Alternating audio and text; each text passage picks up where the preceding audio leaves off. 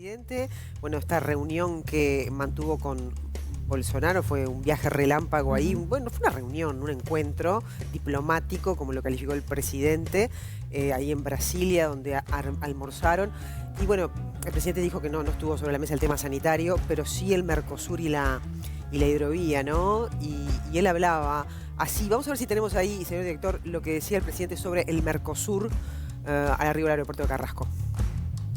El consenso, que ha sido una forma que se ha elegido desde el inicio, es cómo se mueve el Mercosur. En ese sentido, hay que extralimitar las condiciones negociadoras de cada país.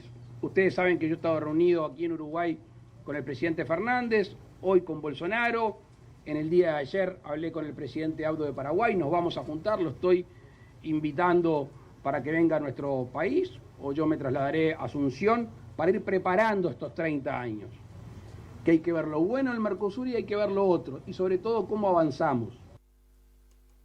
Bueno, el mundo es otro, es distinto a aquel hace 30 años cuando el Mercosur se formaba, ¿no?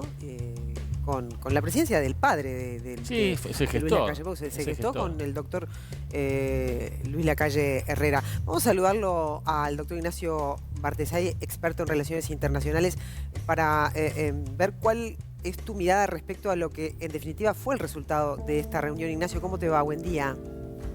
Buen día, Claudia, ¿cómo están? Todo bien. El presidente hablaba recién en su locución de distintas velocidades que puede tener esto y de la trascendencia de la participación de la República Argentina, también del presidente argentino.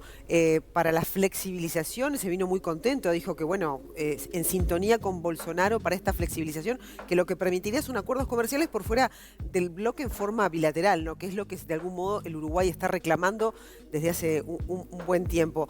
¿Vos cómo ves la predisposición de Bolsonaro? Porque una cosa es una reunión diplomática donde son todos muy afables y muy amables, y después son las decisiones políticas, ¿no? En definitiva, ¿qué puede pasar con este optimismo con el que vino el presidente Lacalle?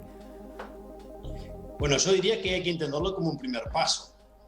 Esto no es que se haya ya alcanzado la flexibilidad del Mercosur, pero sí es muy importante hablar con Brasil, porque Brasil es el gran actor. Y además el gobierno de Bolsonaro ha planteado en más de una ocasión que quiere un Mercosur distinto, que se acerca más a la visión de Uruguay que a la visión que plantea Argentina. Entonces, yo creo que hay que valorar que el presidente Lacalle Pou plantea como asunto principal de la reunión con Bolsonaro la flexibilización del Mercosur, y el hecho de que Bolsonaro haya planteado que está de acuerdo con ese punto no implica que ya la tenemos. Ahora, por supuesto, hay que seguir negociando, ahora más formalmente, con las cancillerías, con las embajadas, probablemente en esta reunión con los 4 presidentes que se comentó en Foz de Iguazú, bueno, pero festejar los 30 años del Mercosur desde otro lugar, pensando en que necesitamos modernizarlo, porque claramente para Uruguay es trascendente acelerar su estrategia de inserción internacional, y después de 30 años nos hemos dado cuenta todos que no lo podemos hacer en conjunto con el Mercosur porque no hay consensos básicos en cómo o con qué economía avanzar. Claro, pero el más necesitado de esta flexibilización es el Uruguay, ¿no? Que a su vez es dependiente de las decisiones del Brasil y también de la República Argentina. Y ahí asoma China, ¿no? ¿Qué tan determinante es la anuencia de Brasil para que Uruguay logre un acuerdo bilateral con China? Determinante. Yo diría que por eso es clave hablar, o sea, se pudo haber planteado esto en Anchorena con Fernández, pero sabemos cuál es la posición de Argentina con China o con Asia-Pacífico, Claudia, porque hay que pensar en China como puerta para acceder a otros mercados de Asia-Pacífico. Ahora, Brasil es el que puede romper con eso. No quiere decir que el Mercosur no tenga agenda con China. La agenda de Argentina con China es muy ambiciosa, pero en otros asuntos que tienen que ver con financiación, cooperación, infraestructura, ni hablar que en el caso de Brasil, es el gran socio comercial de Brasil, terminó el 2020 siendo, por supuesto, con distancia el principal socio comercial de Brasil-China, pero no están preparados, como decías, en avanzar bilateralmente en un tratado de libre comercio. No están preparados para abrir todavía sus industrias con una economía tan competitiva como la de China. Nosotros sí estamos preparados, podemos hacerlo, y además China golpea la puerta. Entonces yo creo que la flexibilización del Mercosur hay que analizarla claramente en paralelo con la posibilidad de acceder a nuevos mercados, y en particular a mercados de Asia-Pacífico. Y eso es lo que tenemos que estar contentos. Yo escuché en las redes ayer, Claudia, mucho, bueno, ¿y por qué hay que ser tan optimistas? Y Brasil siempre... Primero que Brasil el Brasil histórico no es el Brasil de Bolsonaro. Entonces los presidentes en conversaciones pueden avanzar y profundizar en algunos asuntos que después terminan en definiciones importantes.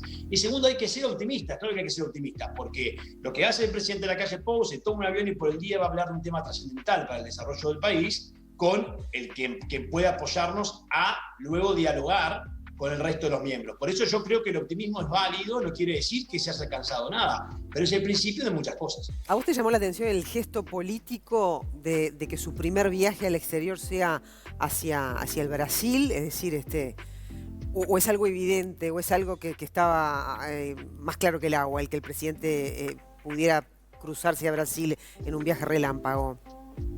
No, es razonable que la primera salida del presidente sea a un país como Brasil. Brasil es un socio estratégico, es nuestro primer socio comercial si sumamos bienes y servicios, si sumamos solo bienes es China, pero al sumarle los servicios es Brasil, es un socio estratégico en el Mercosur, es el 70 y largo por ciento de cualquier indicador del Mercosur que se te ocurra. A la vez tenemos necesidad de dialogar con Brasil de los asuntos importantes a nivel de la agenda multilateral. Con Brasil hay que hablar de cómo nos acercamos nuevamente a Estados Unidos, qué piensan en los temas medioambientales, cómo ve el acuerdo con la Unión Europea, la Organización Mundial de Comercio. Hay muchas definiciones, todo lo que tiene que ver con la tecnología física y digital, qué pensamos de la tecnología 5G. Todo eso Uruguay debe conversarlo con Brasil, es su gran socio en la región, no cabe la menor duda. Por lo tanto, no me llama la atención, y eso tampoco debe confundirse con decir estamos totalmente de acuerdo con la agenda de Bolsonaro. Hay muchos puntos de la agenda de Bolsonaro que Uruguay no comparte, pero por supuesto debemos mantener un diálogo e intentar ponderar aquellos asuntos que sí tenemos coincidencia, ¿no? Pero al momento de hacer estas definiciones, ¿pesa el buen relacionamiento? Las señales que dio, por ejemplo, Bolsonaro en 2019 en el balotaje cuando apoyó al presidente Lacalle Pou, que haya sido el primer presidente en saludarlo cuando consiguió la victoria. Si bien Lacalle Pou dijo que las naciones no tienen amigos, ni enemigos, ni sesgos ideológicos, ¿pesa el buen relacionamiento en este sentido? El buen relacionamiento y los estilos, porque por supuesto que la forma de hacer política de la calle Pou y de Bolsonaro es distinta, es menos clásica, entonces pueden llevar adelante reuniones de esta naturaleza, donde, insisto, por los perfiles de los presidentes pueden salir, digamos, decisiones bien relevantes para el futuro del país.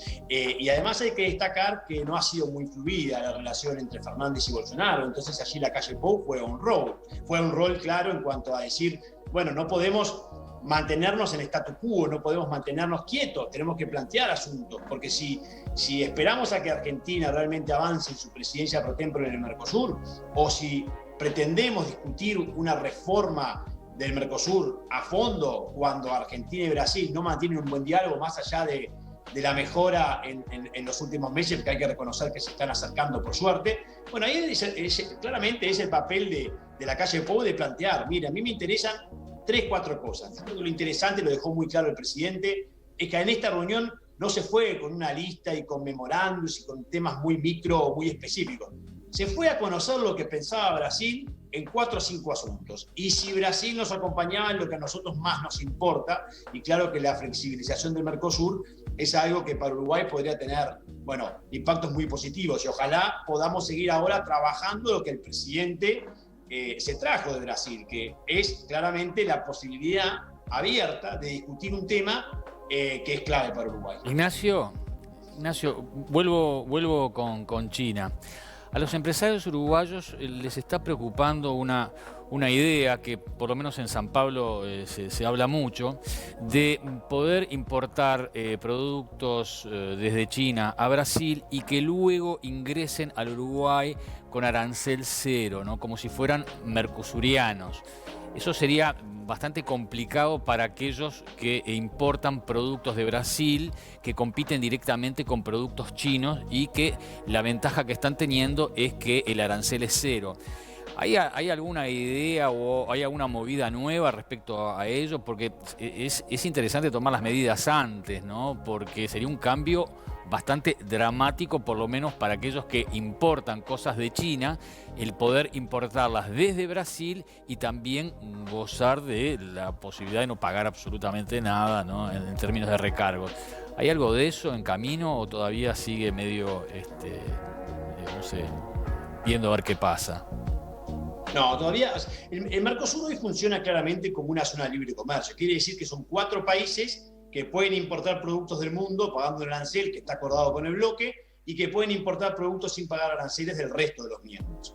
Quiere decir que si nosotros logramos avanzar en un tratado de libre comercio con China de forma diferencial, los productos los podrá importar Uruguay, pero si Brasil no logra cerrar ese acuerdo, va a tener que abonar los aranceles que paga hoy. Entonces, nosotros no tenemos en el Mercosur lo que ocurre en otros bloques a nivel mundial, como la Unión Europea, que uno puede importar algo de China y lo puede importar a través de Brasil y después pasarlo a Uruguay. Eso no es posible salvo para los productos que ya tienen un arancel cero, ¿no? Para los 4 países. Entonces, esa es una de las razones por las cuales el Mercosur puede avanzar bilateralmente con acuerdos comerciales firmados con otros países. Y es por esa razón que Uruguay plantea, bueno, nosotros estamos en condiciones de poder tener arancel cero con China, pero después, si ese producto ingresa a Uruguay, no va a poder ingresar a Brasil o a Argentina, y viceversa.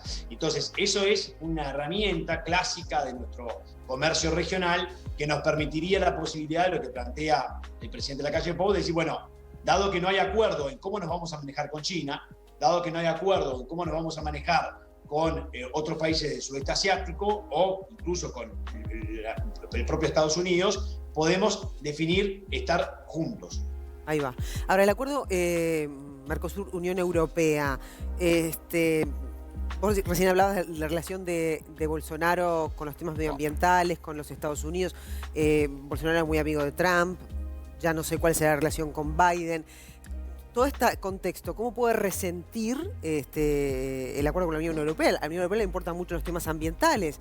Ya se ha destacado el rol que ha tenido Uruguay y las acciones que está tomando en el sentido, a contraposición con Brasil, ¿no? Que Brasil, bueno, parece que hay aspectos del medio ambiente que no les importaría mucho, ¿no? Sobre todo Bolsonaro, el tema de la basura lo tiene muy desatendido, ¿no? En ese sentido, ¿cómo puede resentir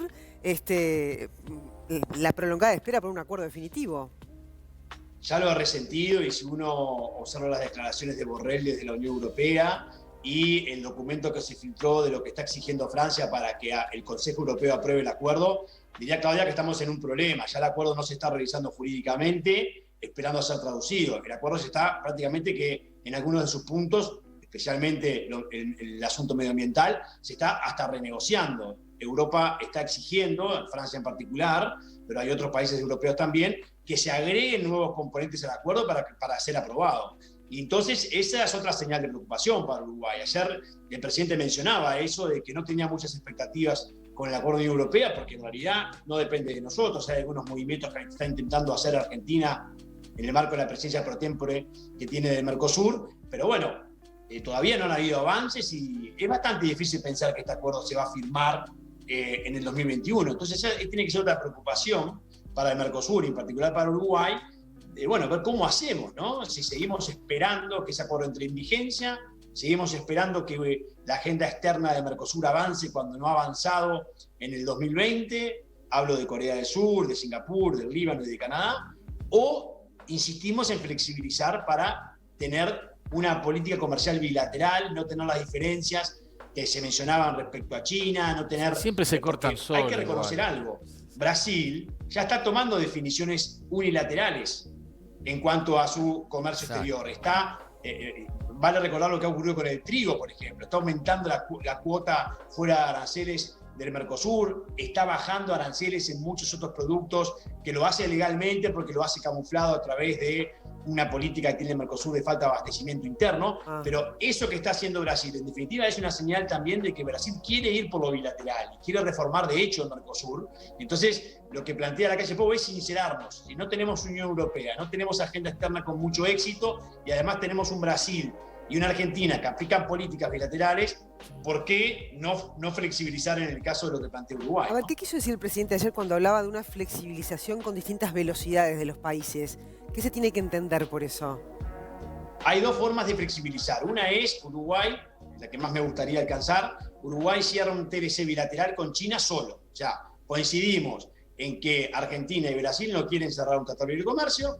Entendemos que, como hablábamos anteriormente, como operamos como una zona libre de comercio, la mercadería entra a Uruguay y si después quiere pasar a Argentina o a Brasil, paga nuevamente una sede externa, entonces Brasil y Argentina no tienen nada que decir. Y esto es lo que podría ocurrir con China, porque no se olviden que Paraguay, insólitamente, sigue teniendo relaciones con Taiwán. O sea, diplomáticamente sería inviable que los 4 miembros del Mercosur negocien con China cuando uno de sus miembros plenos aún tiene relaciones con Taiwán en pleno siglo XXI. Pero esa es una forma en que se puede alcanzar, en el caso de algunos países como por ejemplo China. En otros, con Corea del Sur, con las que ya están en marcha, lo que se puede decir es, bueno, Argentina precisa más tiempo, Brasil precisa más tiempo para negociar, Uruguay precisa menos tiempo, que Uruguay en el marco de ese mismo acuerdo, o sea que es en conjunto, avance más aceleradamente y entre en vigencia en Uruguay, y después cuando Argentina y Brasil a sus tiempos puedan negociar con ese país, ingresará en vigencia para esos países. Eso quiere decir diferentes velocidades. Ignacio, ¿qué está pasando ahora? ¿Ya se puede hacer algún balance de las exportaciones? Tengo entendido que han caído, ¿no?, en los primeros meses, bueno, en enero y lo que queda de febrero en nuestro país. ¿Se puede hacer un balance de lo que va del 2021? No, en enero han crecido.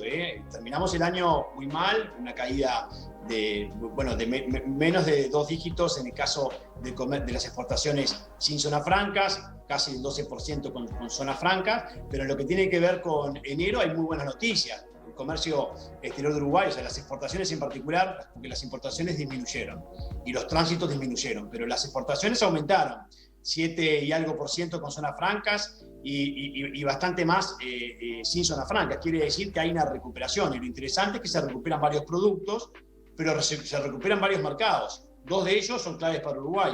Hay un crecimiento de China muy importante en enero de este año con respecto a enero del año pasado, y también hay una recuperación de Brasil.